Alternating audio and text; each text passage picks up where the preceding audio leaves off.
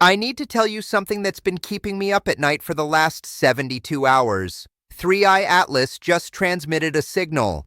I've spent 40 years studying physics. I've analyzed countless astronomical phenomena. I've investigated dozens of promising SETI candidates. This is different. This feels like the real thing. And NASA knows it. They're in what I can only describe as controlled panic. Let me show you exactly what happened, and why this may be the most important moment in human history. 3 days ago, at 1432 UTC, 3 independent radio observatories on 3 continents reported the same detection. The Very Large Array in New Mexico, the Allen Telescope Array in California, Parkes Observatory in Australia, all 3 locked onto a narrowband emission from the direction of 3i Atlas. I personally reviewed the raw voltages and calibrated spectra. The instrumentation checks out. The pipelines check out. The local interference environments check out. This wasn't a glitch. It wasn't earthly noise. It was real emission coming from 3i/ATLAS. The signal lasted 9 minutes and 42 seconds. It was centered at 1,420 megahertz, with a bandwidth under 10 hertz. If you're new to radio astronomy, 1,420 megahertz is the hydrogen line. It sits in the quiet water hole between neutral hydrogen and hydroxyl. For half a century, SETI researchers have watched that neighborhood because any civilization with radio telescopes would recognize it instantly. Choosing that frequency is not random. It's deliberate. Natural sources, pulsars, magnetars, massers, shock fronts, spray broadband energy. They wander, they jitter, they breathe. They don't pick a surgical frequency and hold it with atomic clock discipline. This one did, and it wasn't continuous. It pulsed. 37 distinct pulses in those 942, roughly 1 every 15.7 seconds. Each pulse lasted 2.1 seconds with timing variation under 50 milliseconds. Each pulse shared the same internal structure, a clean-up chirp sliding across the hydrogen line, from a hair below 1420 megahertz to a hair above, in exactly 2.1 seconds. No timing noise, no random drift, no chaotic amplitude flutter. Across all 37 events, the chirp slope held steady. The carrier wandered by less than 1 hertz. That's not how nature speaks. That's how transmitters speak. 2 days ago, I sat in a closed session at NASA. Senior administrators, planetary defense leads, colleagues I've known for decades. I'm not prone to drama. Years of data teach you to be careful. But when they projected the spectrogram and those perfectly spaced beacons marched across the screen, I felt it. Wonder, awe, and the quiet edge of fear. Because this could be first contact. I said in that room what I'll say here. The evidence is stronger than the 1977 WOW signal, stronger than early pulsar detections that briefly fooled us, stronger than anything I've seen in 50 years of systematic SETI. Why? Because this time we can see the source. 3i Atlas is trackable in optical and infrared. We know where it is. We know its motion. If it transmits again, we can point every dish on Earth straight at it. Follow-up isn't a wish. It's a plan. NASA's public language stayed cautious. Unusual radio emission, analysis ongoing, peer review to follow. That's appropriate. But behind closed doors, I heard urgency. I saw the stakes on people's faces. Emergency briefings have reached the top. International partners looped in. The UN Office for Outer Space Affairs convened. That is not how we treat probably natural noise. That's how we posture for unprecedented. The part that keeps me awake is the sequence. 3i Atlas arrived on a hyperbolic track with a velocity awkward for simple stellar ejection. As it approached the sun, observers measured non-cometary acceleration, thrust without adequate outgassing. Radar hinted at geometric regularities. Thermal maps looked internally heated, not passive. At perihelion, it underwent a controlled-looking burst with debris behavior that seemed organized. Now, weeks later, as it recedes, We record a structured transmission at the hydrogen line, the universal address of radio astronomy. Observe the inner system near the star. Survive the furnace. Transmit. Depart. If I were scripting a mission profile for an autonomous reconnaissance probe, that's exactly the arc I'd use. So what's in the signal? We can characterize the shell, timing, bandwidth, chirp, polarization, but we don't yet know the content. Is 37 meaningful? It's a prime. Do the chirp slopes encode constants, the fine structure constant, the proton-electron mass ratio? Is there multiplexing across frequency, amplitude, and polarization simultaneously? Teams worldwide are tearing at it. Cryptography, information theory, blind deconvolution, dictionary learning, AI pattern search. We're scanning for symbol framing, parity patterns, prime sequences, compressed payloads. So far, structure is undeniable. Semantic content remains locked.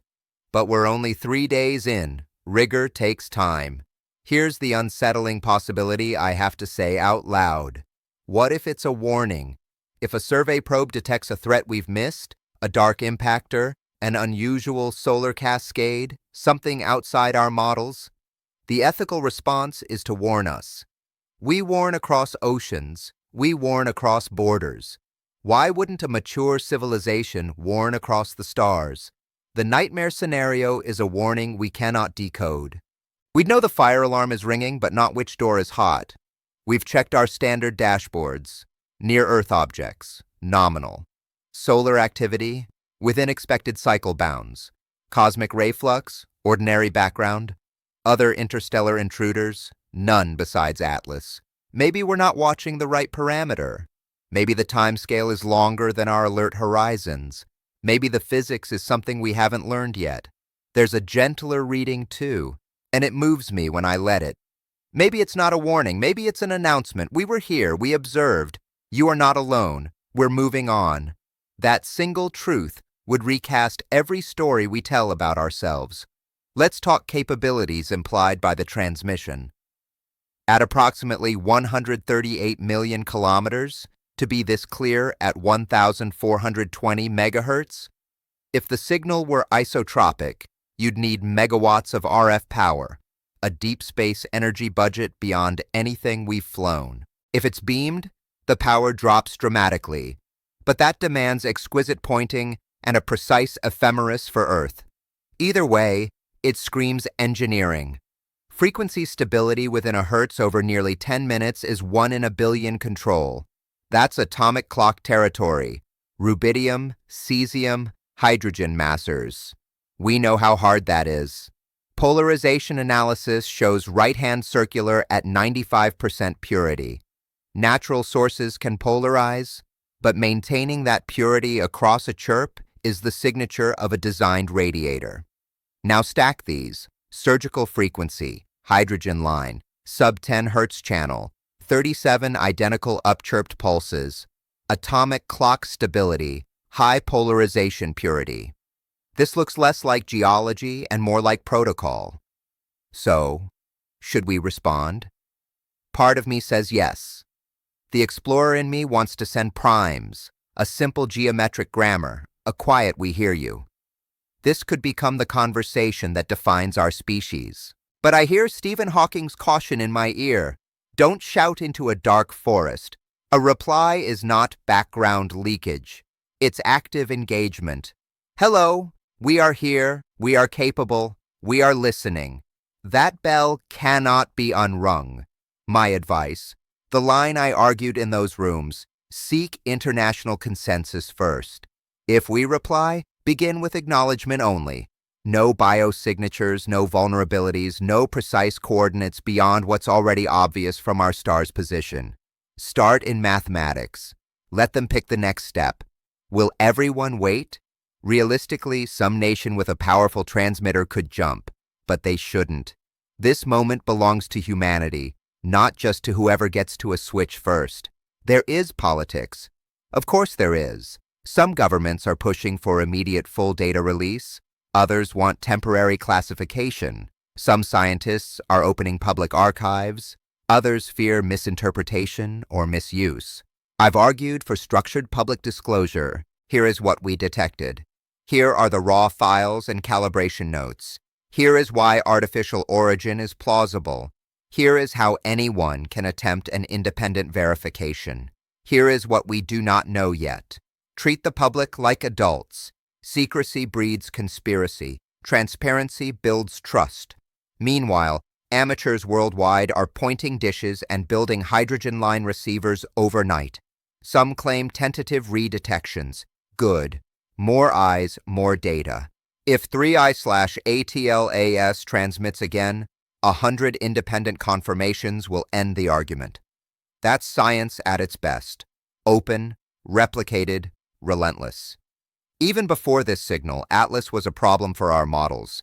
Velocities that didn't fit easy ejection, perihelion dynamics that didn't fit outgassing, a burst that didn't behave like random breakup, thermal maps that looked internally energized, spectral features we could not comfortably assign, rotation changes that screamed torque. One anomaly can be nature showing off. 10 anomalies in one body is a pattern. Add a hydrogen line, atomic clock stable, 37 pulse beacon, and the Bayesian needle moves. My current working estimate, provisional, falsifiable, and ready to be updated by new data. Greater than or equal to 75% probability the transmission is artificial. Greater than or equal to 70% probability 3I/ATLAS is not purely natural, either a technological craft or a natural nucleus augmented with technology. Could we still be wrong? Absolutely. Nature is creative. Pulsars and FRBS humbled us before. But nature rarely leaves its card at 1,420 megahertz, chirped, polarized, clock-tight, and repeated 37 times. What happens next? If it transmits again, especially if anything changes in response to our observations, we move from high probability to near certain. Multiple bursts let us test for dialogue. Does the interval shift after we ping with radar? Does the chirp slope adjust? Does polarization invert to acknowledge receipt? And running in parallel is a hard deadline. In roughly 60 days, China's intercept mission reaches 3I/ATLAS with cameras, spectrometers, and magnetometers.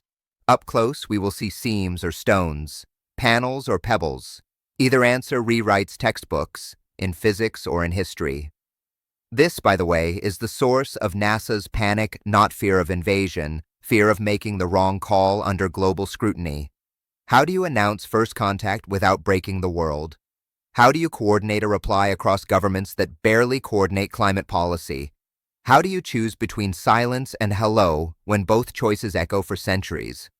There are no perfect protocols, only judgment, patience, and humility. My frank assessment, as of tonight, 3I Atlas sent a signal. Its choice of frequency, its narrow bandwidth, its timing regularity, its atomic clock stability, its polarization purity, and the broader behavioral context together form the strongest case for artificial origin I've seen in my career. The simplest coherent model is a reconnaissance probe executing a mission. Observe, endure, transmit, depart. Is it a warning we haven't decoded? Possibly. An announcement of presence? Possibly. A handshake across hydrogen? I hope so. We should keep our instruments steady, our minds open, and our decisions careful. Because what we choose now, whether to answer, how to answer, who gets to answer, will be remembered long after this signal fades into the cosmic background. If you feel the weight of this, you're not alone. We imagined this moment for generations. We built instruments for it. We wrote symphonies and science fiction about it. And now it may be here, not as a thunderclap, but as 37 quiet pulses at the frequency of the first element to form after the Big Bang. Hydrogen, the alphabet of the stars, the common tongue of minds that build telescopes. Maybe Atlas is a comet, maybe it's a machine, maybe it's both, a natural body carrying a mind's message. Either way, tonight the universe feels a little less silent. And if you want to be here the moment the sky answers back, Subscribe now before the next pulse touches the hydrogen line.